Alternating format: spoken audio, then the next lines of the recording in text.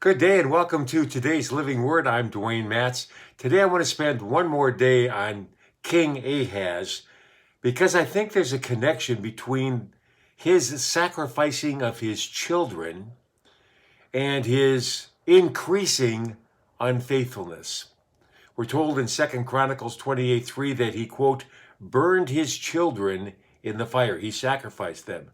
And in 2 Chronicles 28:22 later on, we're told that he became increasingly unfaithful.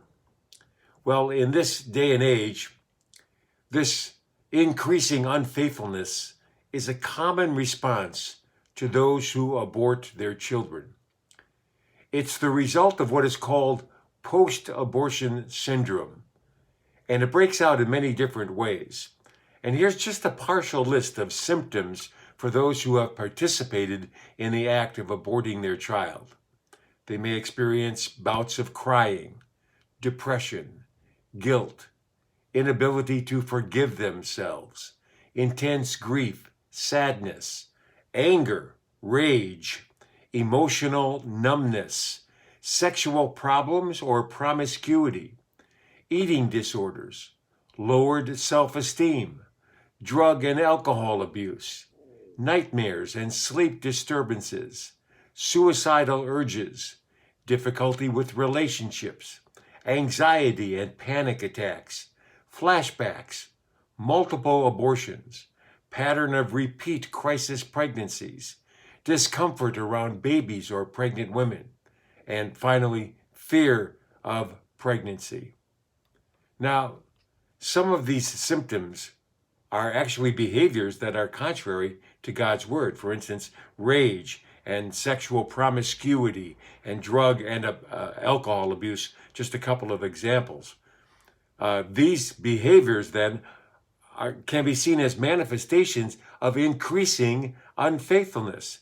They're symptoms of someone who's trying to deal with the intense emotional pain by burying it in other things, rather than turning that burden over to the cross and Jesus Christ.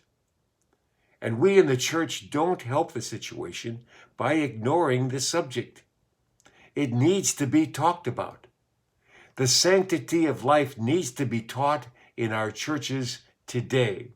The sin of abortion needs to be exposed and the remedy, the gospel, made clear. For the most part, this is just not happening in our churches today. In fact, a recent survey found that 76% of women who aborted a child indicated that their local congregation had no influence on their decision to terminate their pregnancy. No influence. That tells me that the message of right and wrong never got through. In addition, a Pew Research study revealed that 46%, nearly half, of Missouri Synod Lutherans believe abortion should be legal in all or most cases. What's going on here?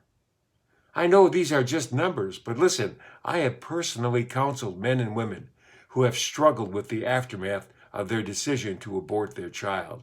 And I can tell you the struggle is intense and it is very real. But so is the release when the gospel of forgiveness through confession and absolution hits home.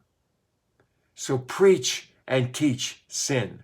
Preach and teach forgiveness.